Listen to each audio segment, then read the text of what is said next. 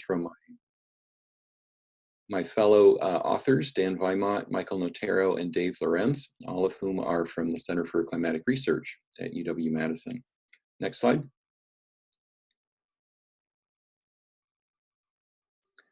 So it probably will come as no secret to this audience that the climate has been warming. It's been warming globally, nationally, and regionally. But to put it in context for this conference with lakes and rivers, I thought I'd put up this slide by Catherine O'Reilly from a review paper she led a few years ago. This is rather well known at this point, but it's showing the trend in lake temperature from the mid-1980s to 2009. And the red indicates warming, the blue indicates cooling trends. Clearly, the reds are winning out over the blues. And the darker the reds, the bigger the warming. Keep in mind that the last 10 years, which have been exceptionally warm, have not been updated in this map. So if we were to look at a more recent version of this, we'd see much more red than blue and darker colors. Also note that over the Great Lakes in Wisconsin, that is a hot spot. In particular, we're warming at rates faster than the global average. Next. Closer to home, we can look at the trends in Wisconsin for temperature and precipitation. These go back all the way to the 1890s from the National Climatic Data Center. And what I'm showing here is the annual mean temperature average statewide by decade to smooth out some of the year-to-year variability to really capture the longer-term trends. And what you can see, and see from the wording, the warmest 2 decades have occurred since the turn of the century, and by quite a bit. Really the 2000s and the 20-teens decade that just ended were just about the same temperature and clearly higher than the previous peaks in the record. Next slide. Look at the same graph for precipitation, it's much more dramatic. So the 20-teens, it's no imagination. We really, really were wet. The 20-teens by far the wettest decade by 1/3 higher than any previous decade on record. And to top it off, 2019 was the wettest year of all in that 125-year record. So really exceptional. And this is something that obviously has impacts on our lakes and our streams and rivers in the state. Next. Those were the annual means, and we can break it down by season by looking at trends both annually and by the individual seasons. So this table is encapsulating that for temperature. You see annually, statewide, a 2-degree Fahrenheit warming trend since the 1890s. But notice that winter, by far, is the season when we've been warming the most. 4-degree warming over this period, which is more than double that of the previous or the other warmest season, being spring. It's also worth noting that all of the seasons have shown warming, summer the least, and winter the most. Next. The same thing for precipitation shows a little bit different pattern. So the annual increase in precipitation shown at the top is 4.5 inches, pretty sizable, about a 14% increase. And then the breakdown by season is also showing that everybody is changing in the same direction, getting wetter, but this time it's summer that's showing the biggest trend, 1.7 inch increase over this time period. But when we scale things according to relative changes, on the right, in parentheses, we see that interestingly, every season is just about the same, somewhere around a 10 to 15% increase in a wetter trend over this time period. Next. So breaking it down by seasons earlier and now spatially in this map, we can see from the pattern of warming statewide, according to climate division, the 9 climate divisions, north to south, east to west. This is put together by my colleague Dan Weimott, and it only goes back to 1950. So this is the warming trend since the mid-20th century, but it largely captures the longer term trends that we've been showing earlier. And you can see that everywhere in the state has been warming, all the 9 climate divisions on the order of 2 to 3 degrees. And every climate division has shown a statistically significant warming trend indicated by the asterisks. Next. Similar story emerges for precipitation over this time period. Every one of the 9 climate divisions has been showing the same trend, in this case getting wetter. The north by the smallest amount, about 5%, and the south and the west by the greatest amounts, on the order of 15 to 20%. Everywhere in the southern 2/3 of Wisconsin has been showing a statistically significant trend toward a wetter climate. Turns out that the wettest climate division of all, or the trend is greatest in the South Central climate division in Dane County and Madison. Next slide. And one dramatic example of that we saw a couple summers ago in August when we had record amounts of rainfall on a single day. The map on the left shows the radar returns for Dane County, which shows anywhere from up to 12 to 15 inches unofficially, which set an unofficial statewide record for 24-hour rainfall. These are mind-boggling numbers for a location this far from an ocean. These are hurricane-like rainfall amounts, and the damage was amazing. So obviously lots of infrastructure damage, roads washed out. Dane County reported $150 million of losses. There was 1 fatality. So really a huge, huge event, and something on the order of probably a 500-year type of flood. Next slide. Now, even though that's an example of some of the wet trend we've been experiencing lately, it's not completely a cherry-picked example. Heavy rainfalls of this type, maybe not quite as extreme, but heavy rainfalls have become more common across the entire country, as shown in this map that goes back to the late 1950s. This is the trend in the top 1% of daily rainfalls. And you can see from the map that every sector of the country has been experiencing some sort of an increase, as small as 10% or as high as the Northeast and the upper Midwest, which are the 2 regions that have had the biggest increases. So not only has this been a nationwide phenomenon, but the upper Midwest has been among the areas of the country that have been suffering the most. And much of this increase in the 60-year trend shown here has occurred in the last 10 to 15 years. Next slide. So one ingredient of extreme weather has been the extreme rainfalls I've been showing, but we can look at more of an aggregate description of extreme weather by looking at a metric called the Climate Extremes Index. This is a metric put together by NOAA, and it has records going back to 1910 shown here. So it's over a century-long record, really useful. And the Climate Extremes Index is a blended measure of extreme heat, extreme cold, extreme wet, extreme dry, all across the US. And it's calculated so that the benchmark number shown here is 20%. That's that horizontal black line. So in a typical year, the way this index is constructed, 20% of the country experiences extreme weather as defined by the CEI. And you can tell that there's a lot of year-to-year variation shown by the red bars, which is what we would expect. You can detect the longer-term trends by the decadal average in green, that green line all across the map or all across the graph. And what stands out is the exceptional increase over the last 20 years, starting in the late 1990s and continuing to the present. We've had lots more extreme weather than we did in the past. And the record year was 2012, and 2016 wasn't far behind. So on average, we've been getting more extreme weather around the country, and much of this has come from heavy precipitation, as I showed, but also very warm nights. That's the other factor that's really played into this upward trend of late. Next slide. That Climate Extremes Index is really useful, but NOAA doesn't break it down state by state. And so to make up for that gap, I created a similar version called the Extreme Weather Index, EWI, which is a weighted measure of how extreme the weather has been by equally weighting the anomalies of temperature and precipitation. And that can be done over a single station. It can be done over a climate division. It could be done statewide. And it can be done by season, month, or annual. And what I'm showing here is the annual values for the entire state from the 1890s again to the present for this extreme weather index. And clearly what you see is that the last decade has been extremely unusual. the highest value of this index of all.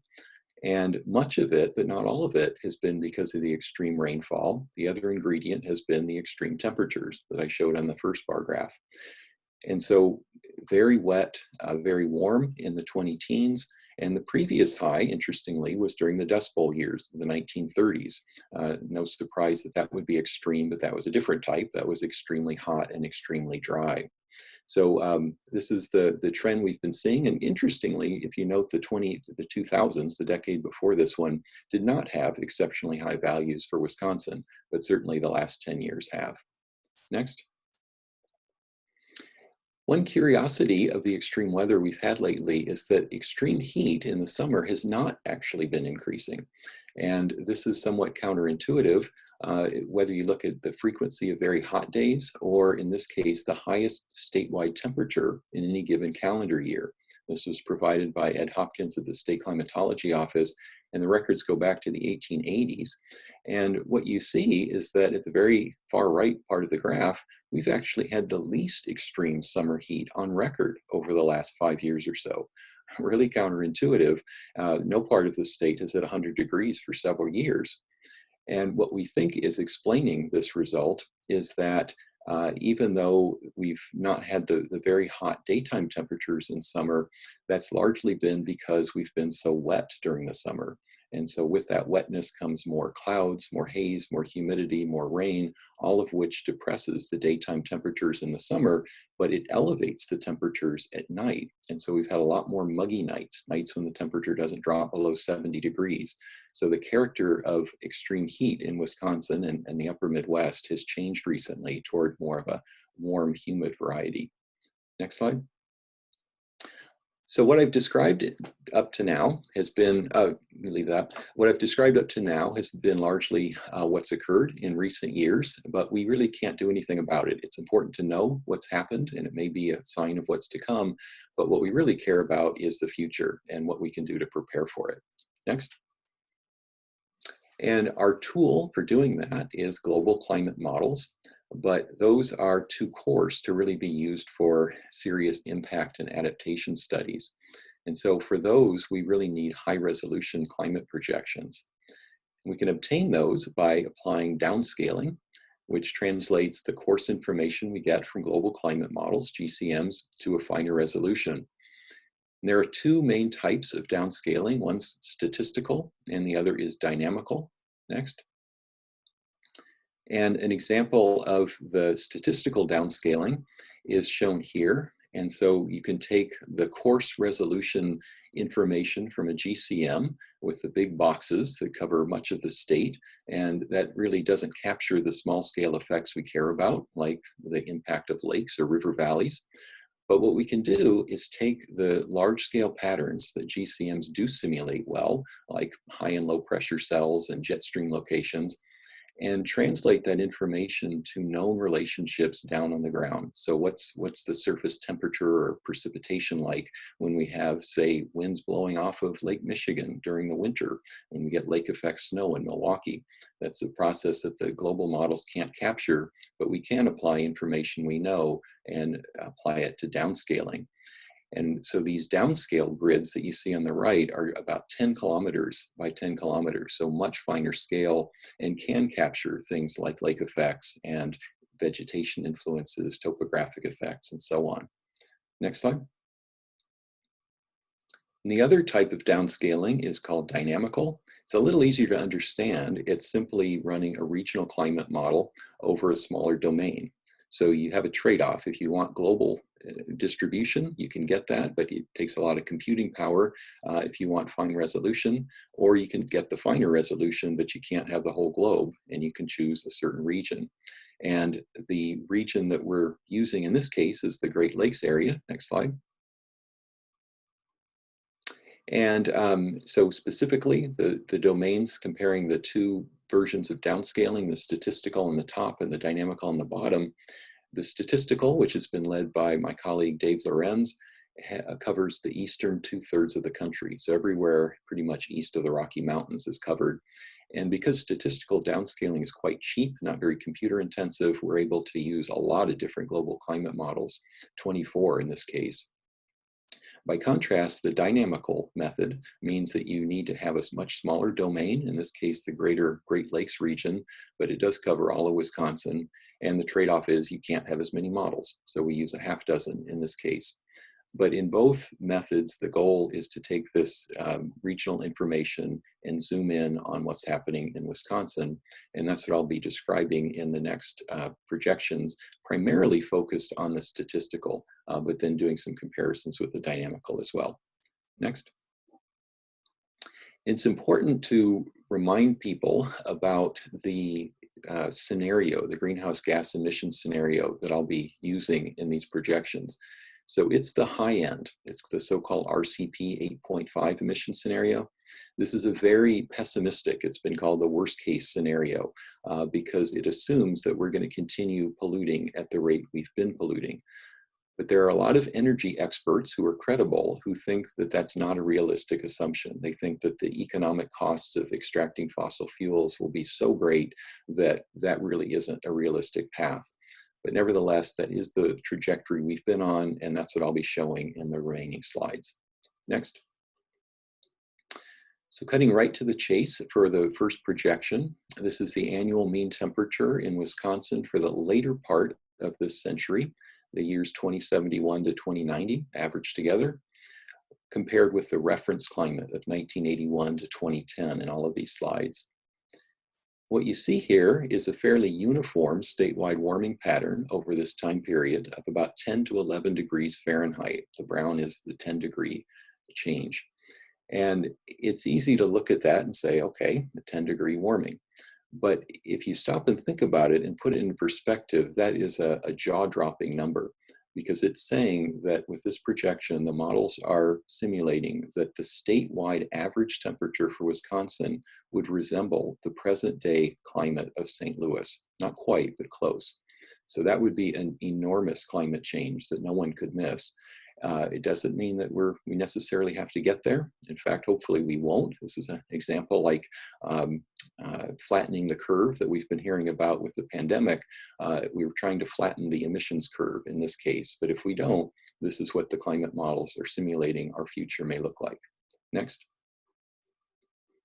So that was the annual mean that I just showed, and we can break it down by season, which is a bit more useful for impacts. So the 4 seasons are shown here for the statistical downscaling projections again. And what you see is, again, not a very big spatial difference across the state. You really have to look carefully to see any subtle differences. Generally, we see this 10-ish, 10, 11 degree warming in every season and every location. If you look carefully for spring, you can actually see a bit of a cooling effect from Lake Michigan, but you have to look pretty carefully. To first order, what the statistical downscaling is suggesting is that we're going to see fairly consistent warming by season and by location across the state. Next. Steve, quick question from the audience. Why does it say minus 1981 to 2010 at the top of those? Oh, so those are the averages. So we're comparing is the average from 2071 to 2090 minus the average from 1981 to 2010. So that's the reference period, 1981 to 2010, the climate we've become accustomed to. Okay. Is that clear? Okay, so those were projections for the averages for seasons and annual, but what we also care about are the extremes. And in this case, for example, for extreme heat, we can look at the frequency of 100-degree days across Wisconsin. And mercifully, we hardly ever reach that high temperature in the summer. And that's what's shown in the past. So everything is white, so nearly zero on average. But the models are saying that if we continue as we've been doing with greenhouse gas emissions, that we're heading for something very different. And that being fairly regular exceedances of 100 degrees across Wisconsin. But as you would expect, they wouldn't occur uniformly across the state. Places that are already hot, like the state line area, are expected to see the biggest increases in the hottest days. Farther north, and especially the tempering effects with the north woods, we see smaller increases. And here in this map, you can really see the benefit of downscaling. If you look along the Lake Michigan shoreline, you can see that thin, well, sharp gradient between smallest increases in emergences of 100-degree days up to Door County down to Kenosha, and then just slightly inland, we see the warming becoming high.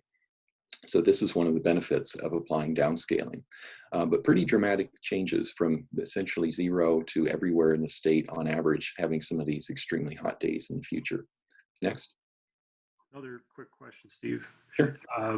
Can we expect Tmax to change like that, or will evaporation buffer that? That's a great question, and I think that those projections depend heavily on how rainfall will change in the summer, and I'm going to get to that as one of the big uncertainties. If we dry out, I think that is plausible because evaporation won't help us too much, but if we stay wet as we have been, I think that that's probably an overly aggressive projection, and we'll probably have not as many 100-degree days as shown there, but probably more humid hot days. But I'll be getting to that in a bit when I talk about precipitation. So we can do the same sort of exercise for extremes, but this time with extreme cold, and arbitrarily defined here as nights when the temperature drops below 0 Fahrenheit. Most of us would agree that's a cold night. And in the past, we see a very distinct north-south and somewhat of an east-west difference in the frequency, up to 40 nights per year up in northern Wisconsin. And in the future, according to the projections, that'll be a big change. So one-third of the state in the south and the east is expected to lose those extremely cold nights completely, and the far north part of the state changing from all the way from 40 nights per year down to 10 nights per year on average. So a very dramatic change. Certainly there would be ecological impacts and strong influences on lake ice, as I'll get to later. Next. Running through all of this now for precipitation, which has some similarities, but some differences to temperature. So I'm showing here again, these are the averages for the late 21st century compared to the average climate of the late 20th and early 21st century. This time for annual precipitation. And like temperature, we see that everywhere in the state is expected to change in the same direction, in this case, getting wetter. The magnitude, though, is not as big as you might expect. The far southwest, a 5% increase in annual precipitation, most of the state around 10, and then a sector in the north around 15. So to put this in perspective, this would be like the statewide average precipitation changing toward the present day precipitation of Beloit, right at the extreme part of the state line shown in the asterisk. Maybe more importantly, it's nearly equal to the precipitation we just experienced in the 20-teens decade, and that had dramatic impacts. So that might be another analogy, even though it may not look like 10% change means that much, it does matter, as we saw over the last 10 years. Next slide. Again, a breakdown by season. We see that in this case, the winter, spring, and autumn are very much like each other in the sense that the models, in this case, all 24 downscaled models agree when they're averaged together that we should become wetter in those seasons, and everywhere in the state should be. Winter is the season when the models suggest that we should see the biggest relative increase in precipitation, about 20% gain. Spring is almost as high relative, but it's actually a bit higher in absolute terms because spring is the season when we get more precipitation than winter. Autumn is just kind of a weaker version of that. But summer is the season that's most interesting and most troubling in the sense of how much confidence we have in these projections. So what you see here is a pretty washed out pattern. Some areas getting wetter, some areas expected to get drier, other areas, much of the state, no change. And what this really reflects, though, is that the models don't agree with one another. So some models suggest that we'll be getting more rainfall, others drier. And so when you average them together, you get this very washed out pattern. But the real takeaway, I think, is that we just don't have a good handle on how rainfall will change in the future during summer, which is problematic because summer is our wettest season. So that's an area for further research. Next. We can compare those statistically downscaled projections for seasonal precipitation with those from the dynamical downscaling. So this is from the regional climate model simulations. And comforting is that the first order results are the same, regardless of downscaling method. So the winter, spring, and autumn, very similar in the sense that everywhere in the state is expected to become wetter and by about the same magnitudes as the statistical downscaling. But one somewhat different result comes from summer in the lower left, although the dynamical downscaling also agrees that there's a mixed bag when it comes to projections of summer precipitation. It's a little more bullish on the drying trend. This could be a result of the method, the regional models versus the statistical downscaling, or it could be a function of the fact that there's only 6 models that go into the dynamical downscaling compared to 24 in the statistical downscaling, which means that you might have a bit noisier pattern with the regional climate models. Next. Again, looking at extremes, in this case, choosing as the threshold days with at least 2 inches of rainfall. The past pattern on the left is showing that where we get these most commonly in Wisconsin is in the far southern parts of the state and the western part of the state. And that makes sense physically because the south is in closest proximity to Gulf moisture, and similarly up along the Mississippi River Valley, going up all the way into the northwestern part of the state.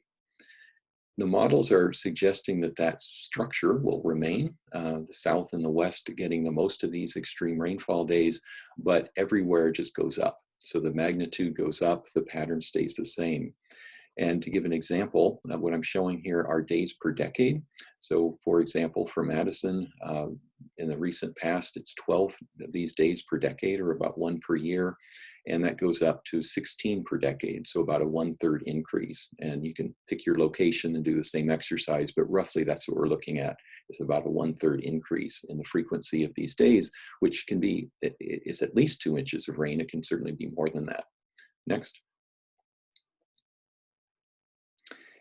Same sort of comparison for the dynamical downscaled projections, more or less the same story, except even more so. The increases are more pronounced for the dynamical downscaled models.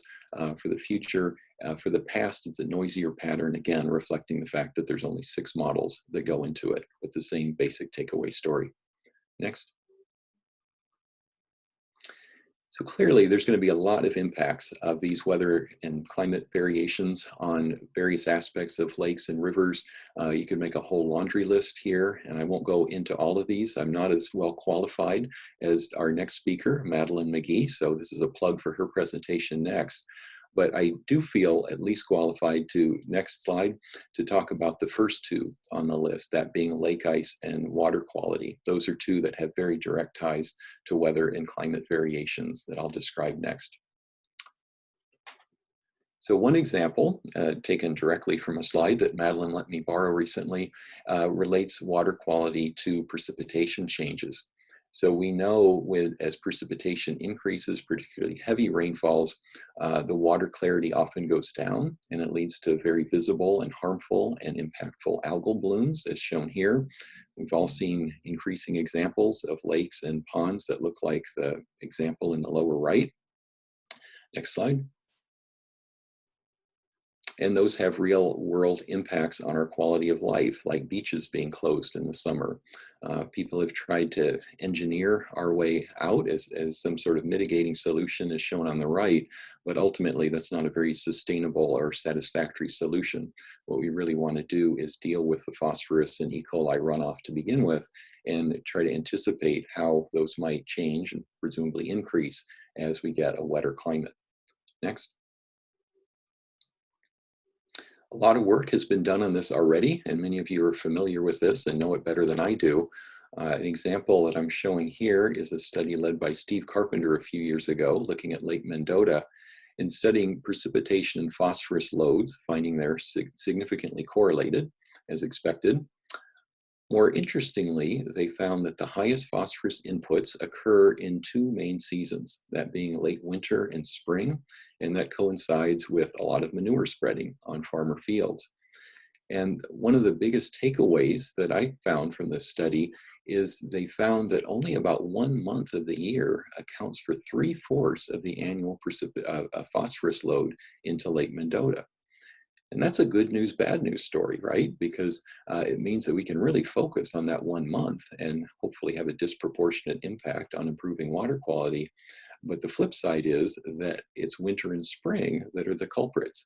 And those are the very seasons when we're expecting the biggest increases in precipitation in the future, as I just showed. Next.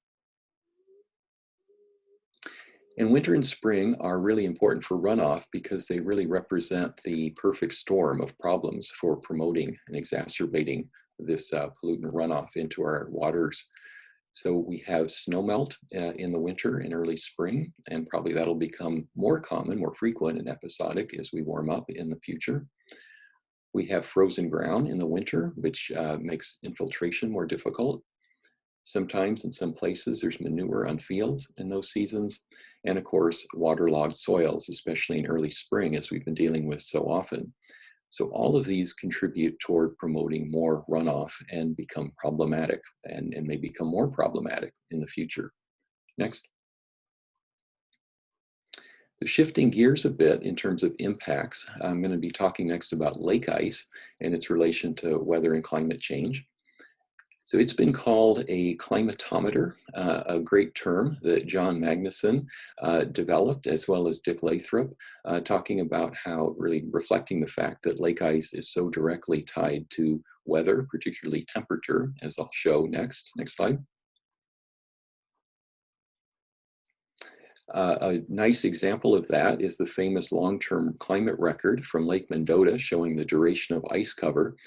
This is a real gold mine if you're a climatologist. It's rare that we see continuous climate records that long, that consistent in one location. And this goes back all the way to the 1850s and was just updated last month. And it's showing the total duration of ice in days for every winter. And you can certainly see by eye the general downward trend that the warming climate has led to less ice cover. But you can really get a better sense of that by choosing the coldest or the longest ice durations, presumably the coldest 5 winters, all indicated by the blue circles. Those all happened in the 1880s or earlier. And we can compare that to the 5 winters with the shortest ice duration that all happen in the 1980s or later. So very distinct difference in climate just over the course of this 150-year record or so. And at the very, very last point, we see this mild winter, a low value as well, continuing this long-term downward trend. Next. So with that information in mind, I developed a statistical lake model, which is based partly on theory, partly on observations. It's derived from thermodynamic equations as well as empirical relationships that have been observed by others. And one of the beauties of this is that it's so simple. It's driven by a single variable, daily mean air temperature, which if you're going to have any climate data available to you, that's probably what you're going to get. Next slide. So the way this model works in simulating lake ice is that as the temperatures cool in the fall and we have heat loss coming from a lake, in this case Mendota, freeze up is simulated when the accumulated freezing degree days exceed some empirically determined amount. A freezing degree day is the difference between the sum of 32 degrees Fahrenheit and the daily mean air temperature. So you don't have to choose the starting point for doing this calculation. If it's summer or early fall, your temperature doesn't drop below 32, so you have 0 freezing degree days. When we start cooling in October, November, December, we start getting days when the daily mean temperature is below freezing. So for example, if your daily mean temperature is 20 Fahrenheit, you have 12 freezing degree days. And when you start accumulating those and reach 273, the model predicts that we'll see ice forming on Lake Mendota based on what's calibrated from the recent observed past. Next. So once ice forms in the model, it then tracks and simulates the growth and melt according to one equation. So it's a very simple model. The ice thickness H is a nonlinear function of the growth, which is a function of the accumulated freezing degree days upon the date of ice formation. and minus a linear melt term, which is a function of accumulated thawing degree days. And as you might expect, those thawing degree day is just the opposite of a freezing degree day. So it's the sum of the daily mean air temperature minus 32. And so if you happen to have a daily mean air temperature of 40 Fahrenheit, for example, you have 8 thawing degree days. Plug it into this model, and that would suggest that you should have 1 inch or so of melt. Next slide. So I use this simple model to predict and simulate for the future what will happen to Lake Mendota's ice in a winter. So the model is driven again just by the one daily mean air temperature variable for Madison, taken from the airport in the past and projections from the future. Using 5 different global climate models, all from the statistically downscale output I described earlier. And the goal of this is to compare the recent past to the future. Next. So a test of the model is to see how well it fared during a calibration period. So for instance, we know what happened to the ice cover from 1981 to 2000. It formed every single winter. And we can make sure that the 5 different climate models feeding into this did the same thing. And they did. So this is you have 100% probability, according to the models in the retrospective analysis, that Lake Mendota froze. So that's a good news. And it so happens that their simulated duration of ice cover was 3 months, which is also consistent with observations. So that's a reality check, but what we really care about is what they say about the future. Next slide. So 3 to 4 decades from now, for the mid-21st century, we're looking at some noticeable change. Some of the models still project perennial ice cover on Mendota, but not all of them. And so it may become, there may be certain warm winters when we no longer have ice on the lake. And in any event, the duration of ice cover averaged among these 5 models is expected to be cut in half. Next slide. Of course, if we go further out into the future, by late century, that warming trend creates a fundamental change in our lake ice cover. And now every single one of the models we've looked at simulates that we will no longer have perennial ice cover on Lake Mendota. And that when we do have ice, it'll only last 1 month instead of 3. So the takeaway from this is if you average all the 5 models together, it says that 1/3 of our winters are projected to be ice-free on Mendota by the end of this century. So dramatic effects recreationally, dramatic effects ecologically, and various other ways that we might talk about later. Next slide. So to wrap up and allow time for questions in Madeline's talk, the main take-home message here is warmer and wetter. That's in a nutshell, that's what we've been looking at for observed trends and what we're looking at for the future. So specifically, that warmer and wetter trend has been occurring in every season. We've had record precipitation lately. Interestingly, it's not been hotter, but really muggier in the summer has been characterizing our climate of late. Next slide. This warmer and wetter trend is projected to continue in the future. And the models are suggesting we'll see fairly consistent warming trends spatially and seasonally across the state and across time. The wetter trends are particularly supposed to occur during winter and spring. And unfortunately, the summer rainfall is highly uncertain. And that's an area that folks like me are studying to try to resolve. Even though we haven't had a lot of extreme heat lately, we are expecting that to emerge. And it'll emerge especially so if it turns out that we dry out in the summer and don't have as much evaporative cooling as we've had over the last decade or so. Next slide. And then the final point I'll make is that, of course, widespread impacts, not completely known yet, are likely in Wisconsin's lakes and streams. Some that we can anticipate are enhanced runoff from heavier rainfalls, as well as warmer temperatures becoming an increasing threat. Winters and springs getting wetter should likely lead to even greater runoff during those seasons. And as you would have anticipated, significantly less lake ice in the future.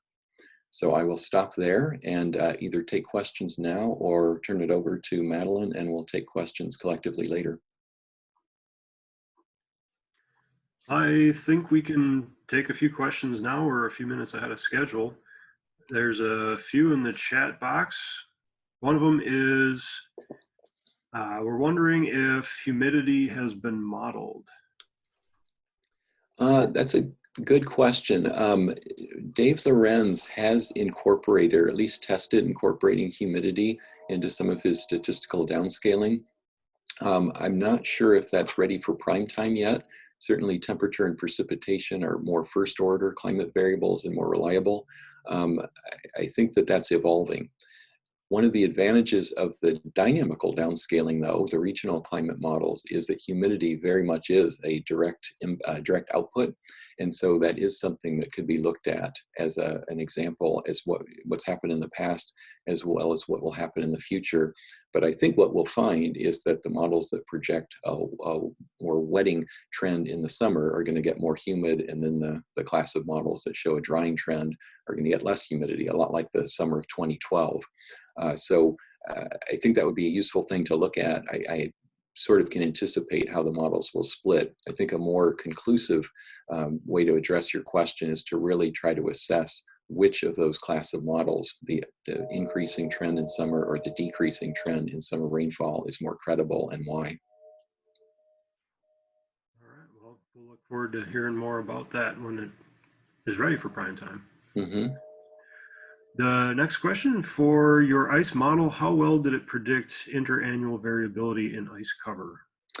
It did a surprisingly good job of simulating interannual variability. I didn't have time to show it in detail. I'm happy if anyone wants to get a hold of me offline, I'm happy to present that. I did give a presentation on this, pretty comprehensive one, at a phenology conference several years ago, and I showed some of that information. It captures the long-term trend, a downward trend in ice cover quite well, both for ice on and ice off, and it does a surprisingly good job of capturing the interannual variability in terms of, say, mean annual error or RMS error. There are a few winters when you get some real stinkers, though, and for some reason it's way off, and I'm not sure quite why. But for the most part, the errors are, say, mean error is on the order of maybe 3 or 4 days. So it's quite accurate for the dates of ice formation and ice melt-off, which really testifies to the importance of air temperature rather than all the other factors like cloud cover, snowfall, wind, and humidity that to first order dictate the formation and decay of ice on our lakes.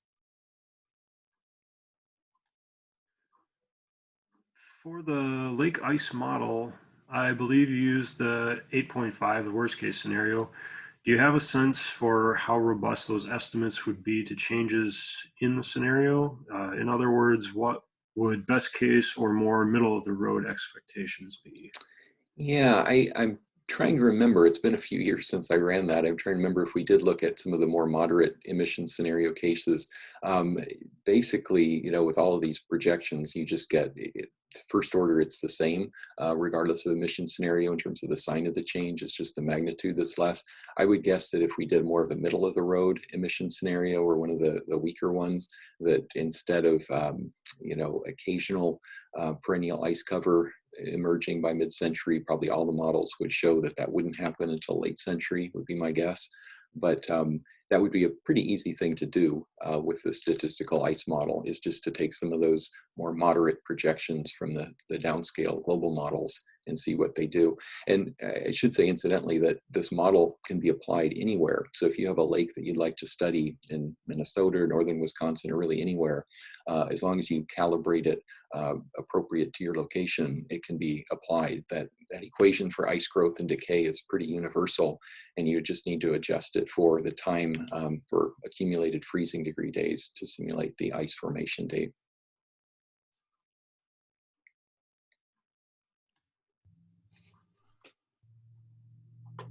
All right, well, we still got a few minutes if anybody has any more questions. Otherwise, I can give it a minute, but otherwise we could move on to Madeline's presentation and we can hold any others until after hers. Yep, that's fine. I'll be on the call the rest of the time for Madeline's talk. So if you do think of others, you feel free to fire those off after her talk as well. Oh, one from Nancy. Where can your maps be found? We are updating the wiki website right now, so we are going to be putting up a sample of those maps soon, and otherwise you can get a hold of me or Dan and we can provide a more comprehensive set if you want to look at all the different scenarios and all the different time periods. It's a bit overwhelming, so we're not putting everything on the website, but certainly please get in touch with me, Nancy, and I'll be happy to provide that. Steve, if you wouldn't mind, could you put your email in the chat message for everybody, Oh, sure. just in case anybody wants to follow up independently? Yep. Thank you.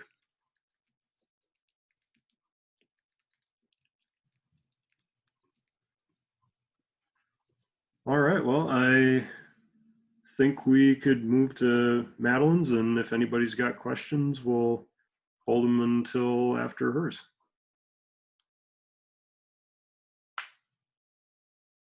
Thank you, Steve.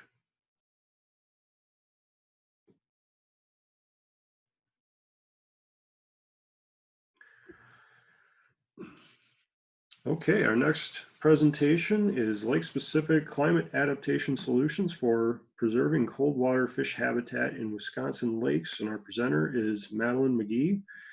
She is a civil engineer from the Great Lakes and Mississippi River. She is the Great Lakes and Mississippi River Monitoring Coordinator with the Wisconsin Department of Natural Resources. She's a civil engineer who is interested in the long-term changes and sudden shifts of the physical, chemical, and biological components of lake ecosystems to climate changes. She uses a modeling approach to supplement observational data and investigate changes to possible climate perturbations. Madeline's current research goals are to determine the impact of climate changes on fish habitat and investigate possible engineered and management solutions to those changes. She has a BCE in civil engineering from the University of Minnesota and a PhD in civil and environmental engineering from the University of Wisconsin-Madison. Welcome, Madeline. Hi, everyone. Thanks for that introduction, Andy, and all the research you did, because I definitely did not send any of that in to the conference organizers. So I appreciate you taking the time for that. And thanks to everyone who has decided to spend their social distancing time listening to Steve and I talk today. I really appreciate it. Today, I'm going to be talking about climate adaptation solutions for cold water fish habitat. So I'm going to start with some background information on kind of the species that I'm talking about, talk about the mechanisms of changes that we've seen, and then from those mechanisms, what could we possibly do to keep cold water fish habitat in our lakes? Next slide. So the fish, when I say cold water fish for my presentation, I'm really talking about Cisco right now. So these pictures here show some Cisco in Wisconsin lakes. And usually a lot of people talk about Cisco, but most people don't actually know what Cisco is. I didn't when I first started working on this kind of stuff. So Cisco is just this kind of medium-sized silvery fish. And next slide. And Cisco and Wisconsin lakes are really important. For one, they provide a good native forage base for larger game fish. So many walleye fisher people might know that in lakes with Cisco, we have evidence to show that walleyes in those lakes are about 30% larger than in lakes without Cisco.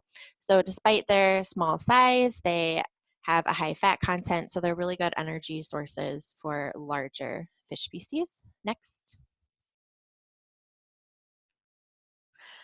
Additionally, in Wisconsin and other states throughout the Midwest, Cisco have been an important cultural and commercial fishery. And for this reason, because they are such a good forage base and because we have had historical fisheries, both for sustenance and commercial fishing, Cisco is a really key fish species of interest across the Midwest.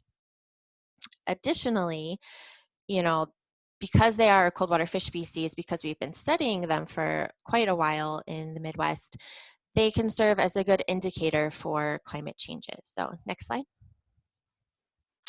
And Cisco in Wisconsin, what's been happening? Well, looking at this graph on the left, which is actually Cisco throughout the Midwest, not just Wisconsin, next little arrow, we can see that over the last 50, 60 years or so, the populations of Cisco in the Midwest have decreased pretty substantially. And next slide.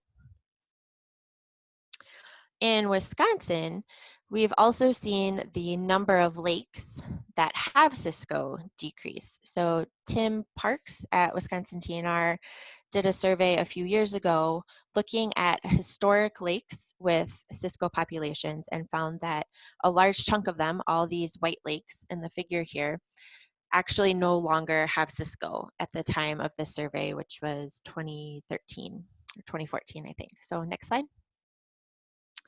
In addition to just decreases in lakes that have Cisco, the lakes that still have Cisco have also seen a pretty remarkable decrease in population. So right now we only have a handful of lakes where Cisco populations are considered high or very high, and the majority of the lakes actually have moderate to low populations. Next slide.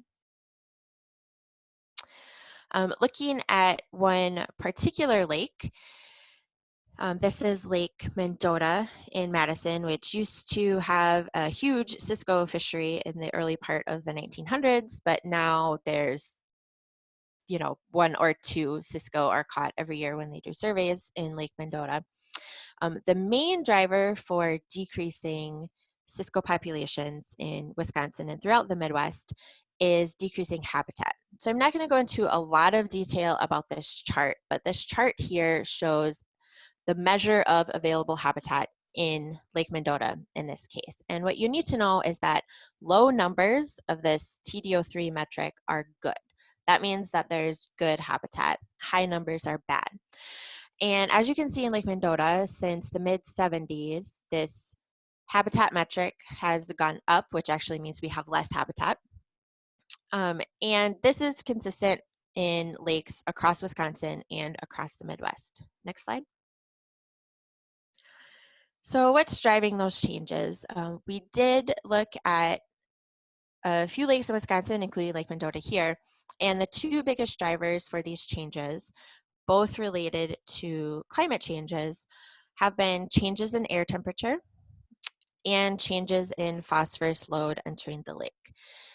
So on this plot on the right, these purple bluish colors are good. That represents good habitat. The yellowish orangish colors represent bad habitat. And in our analysis, we saw that as you increase air temperature, that actually decreases available habitat. Similarly, as you increase phosphorus load, that also decreases available habitat. When you have the combined warming air temperatures and increased phosphorus load, that further decreases habitat. More so than if you just had one of these changes at the same time.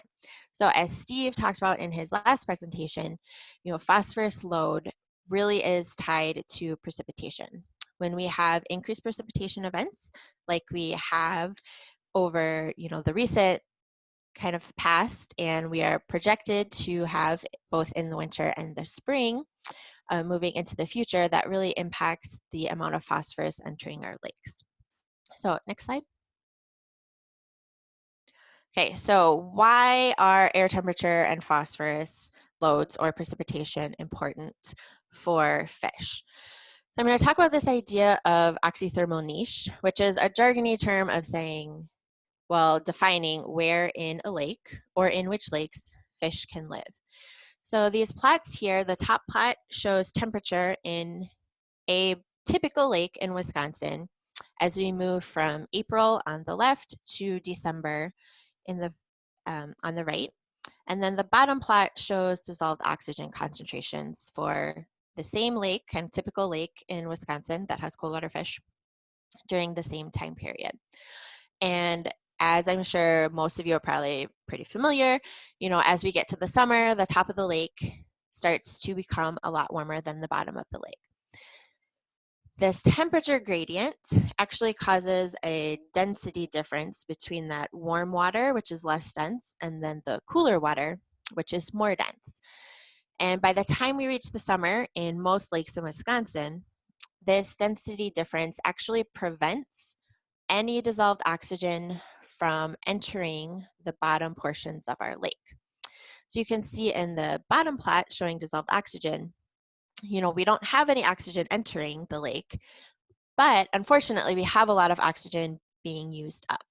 There are, all of the organic material that's in the lake, all of the algae, dead things, other organic material that decomposes. As it decomposes, all the microbes use up the oxygen that's in the water. So in our bottom portions of our lakes, we often get an oxygen deficit or a hypoxic area. It starts at the very bottom of the lake, and then as we move through the year, it kind of slowly increases more towards the surface. So for cold water fish, next, what this means is that in the spring, when water temperatures are still pretty cool, when there's lots of dissolved oxygen, our cold water fish generally, but Cisco specifically, are super happy. They can basically swim all around in the lake. There's lots of available habitat. Next, actually, why don't you click 2 more times? Yep. So then as we move during the year, what happens is as the lake becomes stratified, the top is too warm for cold water fish, but the bottom, because there's no mechanism for replenishing oxygen, actually becomes anoxic. And you can see as we move through the summer, through the stratified period, the available habitat for cold water fish in a given lake starts to decrease. And by the end of the summer, we get what's called colloquially like a Cisco layer. So this is the area in the lake that Cisco can inhabit.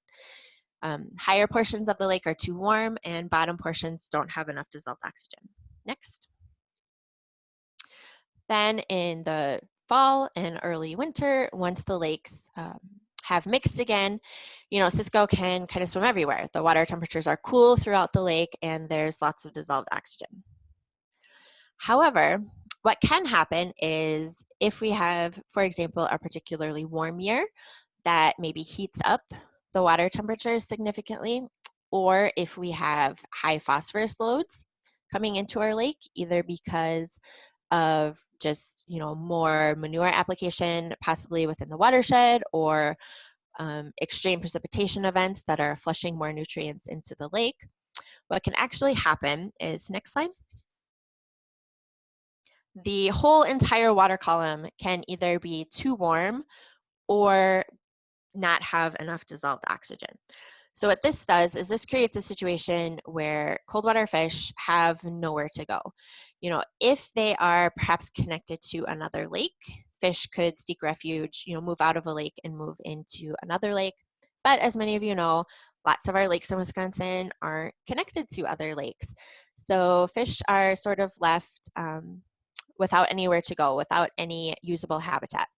And they become stressed. They experience what's called oxythermal stress. If they are stressed for a long enough period of time, what actually happens is you can have large fish kill events in our lakes. So like is shown on the right of this slide. Now, if this happens, maybe once in a lake, it's not great, obviously, but it's not horrible. What we're worried about with climate change, though, is as we increase air temperatures and as we have increased precipitation events, the number of times that we have these fish kill events will actually increase. And as you have more and more years with oxythermal stress conditions, what can happen is you can actually extirpate or have a local extinction of Cisco or any other cold water fish from your lake. So next slide. So talks a little bit about fish habitat, but I want to talk in a little bit more depth about the exact mechanisms for how these climatological changes are really impacting habitat. And then from understanding those mechanisms, we can kind of get an idea for possible solutions. So apologies to our host for having to click a lot right here. But what I'm showing right now is just that same temperature plot that I showed before. So next. Now on top of it, I've put the dissolved oxygen plot. So now they're just on top of each other. And next. And you can see here, with the gray, that's areas in the lake for, each portion of the year where it's not suitable conditions for Cisco. And you can see typically we do still have this nice layer right in the middle where we have ideal habitat, and that can sustain populations and sometimes very large populations of fish in our lakes.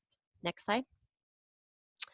Okay, so this bottom plot shows what happens under a kind of typical climate change scenario that we're expecting. So this particular scenario, what I'm doing is I'm pulling out those increases in air temperature. So if all we had was increases in air temperature, what would happen is next. For the water temperature in the lake, we would have slightly warmer water temperature. We would also, because of warmer air temperatures, our lake would start stratifying earlier in the year, and it would stay stratified for a longer period of time. So you can see, and if you compare this kind of gray blob to the gray blob in the chart above, the area of the lake that isn't ideal temperature habitat goes slightly deeper, but then it also extends for a longer period of time throughout the year. Now, next slide. Now, like I talked about before, that stratified period prevents any oxygen from entering the bottom of the lake. So in addition to having warmer temperatures, because the lake is stratified longer, we actually use up more dissolved oxygen in our lake. So you can think of this just like a bank account, right? The bottom of the lake holds all the oxygen in our bank account. And if you start drawing oxygen out of it, but you're not putting any in, you start to go in the red. In the bottom situation, with a longer stratified period, we are going more in the red because we have a longer duration where we're taking withdrawals, oxygen withdrawals, without putting in any oxygen input into that portion of the lake. So next. So from this, we can say that longer stratification decreases habitat. And what's happening in many of our lakes is that this decrease in habitat is really tied to, the key mechanism is that longer stratification duration. So knowing this, well, what might be possible solutions for doing that? Next. So possible actions, one might be to find some way to reduce our stratification duration. There are some ways to do this. They're not necessarily easy or cheap, but we can do it. The second, because the longer stratification duration causes a longer period of anoxic conditions and more anoxia, we might say, oh, well, maybe we could just add oxygen to the bottom of the lake. This is something that's done in many lakes, especially lakes that are drinking water sources and reservoirs across the country for a variety of reasons. So if we think about this mechanism, right there, we've come up with two possible solutions. Next slide. Okay, so the next climate change that I want to talk about is to focus on that increased precipitation and increased phosphorus load. So next, and just click through twice, I think will work. One more time, sorry.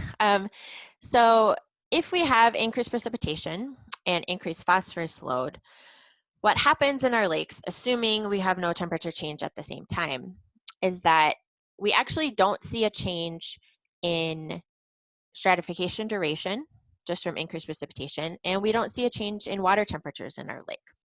But what we do see is a huge change in our oxygen consumption in the lake. So you can see by comparing the bottom gray to the top plot right there, you see we're using up a lot more oxygen.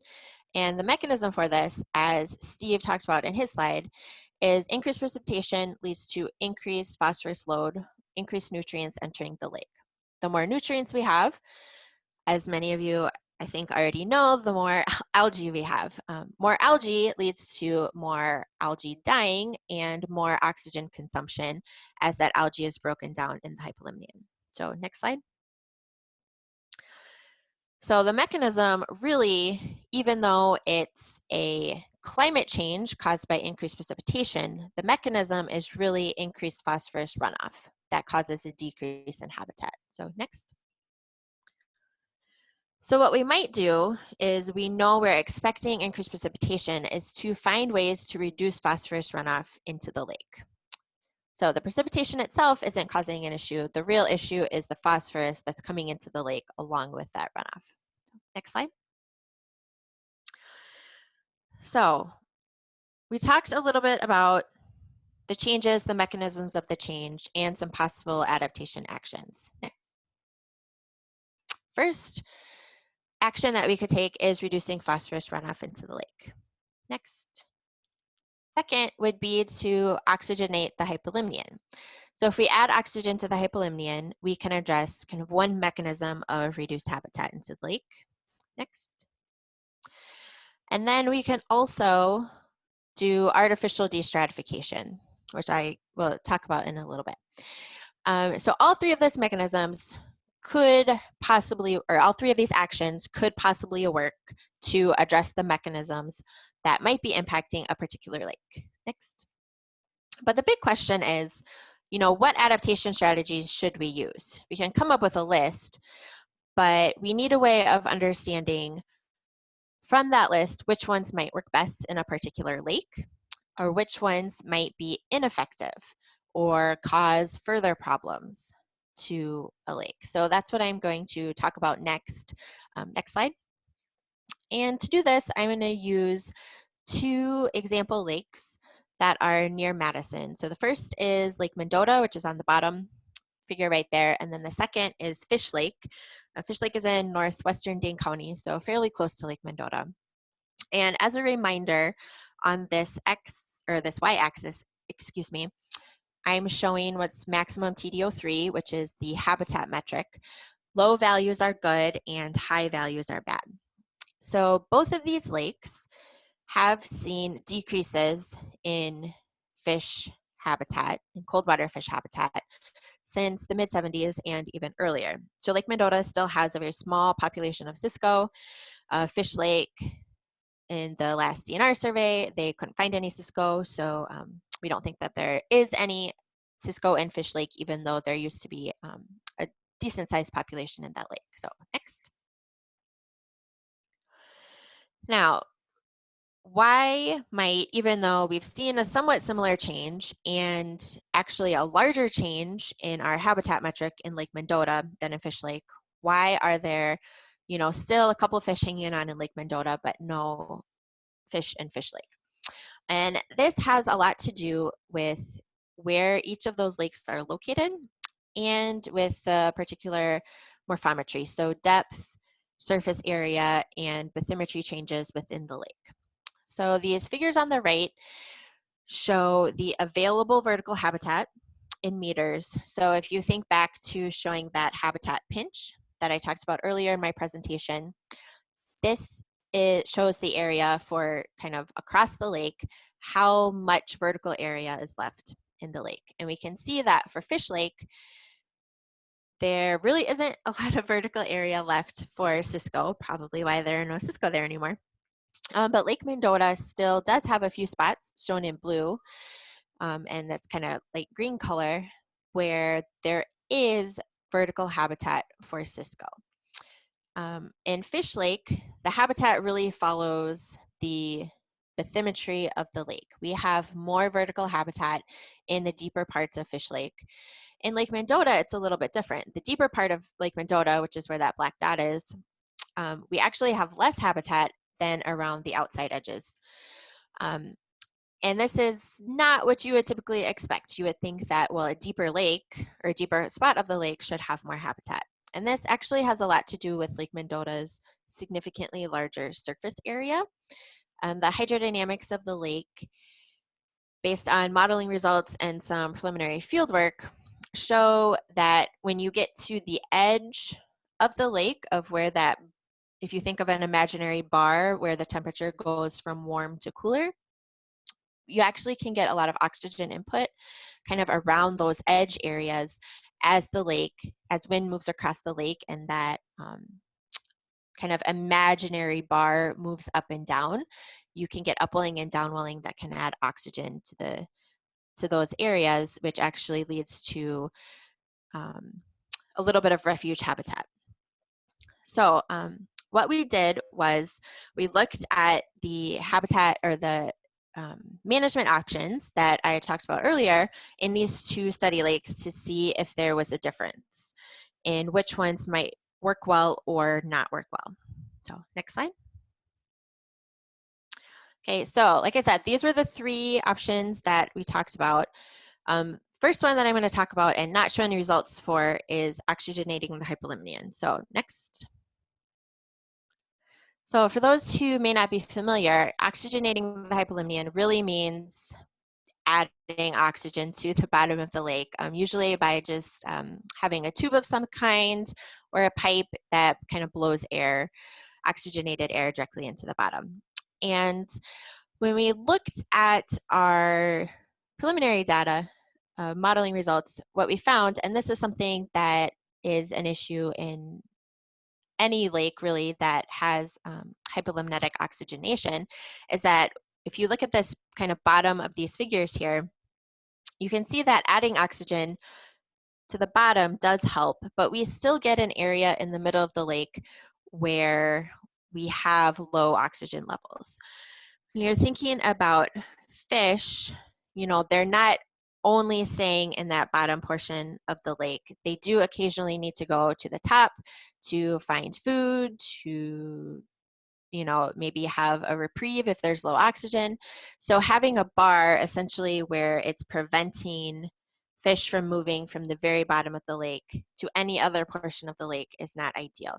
So right off the bat, we kind of threw that option out of the list of possibilities. So next slide. Madeline? Yep. 3 minutes. Okay, thank you. So the ones that I'm really going to focus on right now are reducing phosphorus runoff into the lake and this idea of artificial destratification. So next. So for the two lakes that we did our first analysis on, what we did was we compared the TDO3 values. Oh, next. Again, the low values are good and the high values are bad. So these two plots show distribution functions of our habitat metric. The black lines show what the historic time period, so what was the habitat distribution over the semi-recent history. The red dashed line shows what happens under the projected climate changes for the Madison area. So you can see for both lakes, as we move to a warmer, wetter climate, what happens is we're more likely to have worse habitat in both of these lakes. And then the green shows our projected climate change with a 50% phosphorus load reduction coming into the lake. And then the purple shows our projected climate change with this possible destratification option. So what you can see is that these two lakes respond very differently to the two management options. Fish Lake, which is pretty small and it has a fairly small watershed, even if we were to cut phosphorus loads by 50%, it would make almost no change to the lake. However, if we employed artificial destratification, where we're basically using a mechanism to artificially mix the lake for a very short time period to delay stratification onset, we can not only offset all of the climate changes from our projected future climate, but we can also improve habitat slightly compared to the current habitat. When we look at Lake Mendota, though, we see the opposite. If we artificially destratify Lake Mendota, we actually make things worse than if we did absolutely nothing to the lake. If we, however, reduce phosphorus loading by 50%, what happens is we, again, offset all of our climate changes, and we can even improve cold water fish habitat beyond what is there right now, just by reducing phosphorus loading. So next.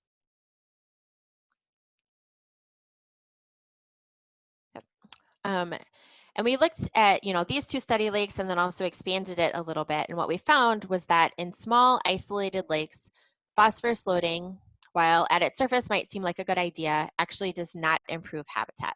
Next. Contrary, in large lakes, artificial destratification also does not improve habitat, and in fact, it makes it worse. So, next. So what we're doing right now is expanding this study to all of the Cisco lakes in Wisconsin with help from Hillary Dugan and one of her postdocs at UW-Madison, so that we can come up with a map for Cisco lakes in Wisconsin, identify those which might be resilient to climate changes, those which might face extirpation no matter what we do, and then those where we could reduce phosphorus loads coming into the lake, change the land cover, or develop an engineered solution such as artificial mixing to help preserve Cisco habitat in the lake. So next.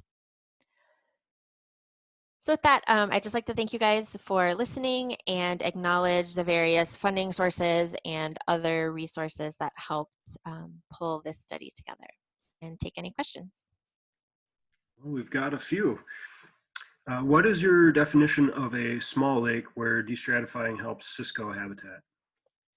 Yeah, that's a great question. And it's hard to put an exact number on it, saying lakes of 10, 100 hectares or less would be good for artificial destratification. Some of it has to do with how isolated the lake is and how much habitat is there right now. Generally, I would say if it's a lake that you can go to and you can kind of maybe see the other side fairly clearly, I would say that's my personal definition of a small lake. If you can't see the other side, or you can't see, the cabins or the houses on the other side of the lake very well, then that would be a larger lake. To figure out exactly which ones would benefit from different solutions, you really do have to kind of do some modeling to see. There's the transition, I think, from artificial destratification working to not working is pretty steep. Okay, so basically not a one-size-fits-all approach. Yep. Given most of the oxygen depletion occurs from the existing bottom sediments, is there any hope of improvements in hypodissolved oxygen? It's a great question. I think that there can be long-term improvements, but I don't think that there's probably a way to make an improvement super quickly. Okay, and it looks like we might have time for just one more question before lunch. What land use changes are you referring to in order to help some lakes? Yeah, so in Minnesota, actually, what they're doing is they found that lakes that had forested watersheds, especially forested around the lakes, were more resilient to climate changes for Cisco. So what they're doing is they're actually buying land and keeping it forested or converting it to forest. So that would be a land use change. And the mechanism there is really that it reduces phosphorus load. It's one way to reduce phosphorus load. All right. Looks like there's a couple more questions on here. Would you mind sharing your email in the chat message if anybody wants to follow up on those? Yep. Thank you. All right. Thank you, Madeline. And coming up next, lunch. During the lunch break, take a chance to step away from your screen, stretch your legs, go for a walk if you can. I know that sitting down all day is probably going to be kind of rough. So take some time to relax, and we'll see you this afternoon. Concurrent session 3 starts at 1:45 p.m. and I will share the link in the chat so you can zip right over there. And we will see you in about an hour 45.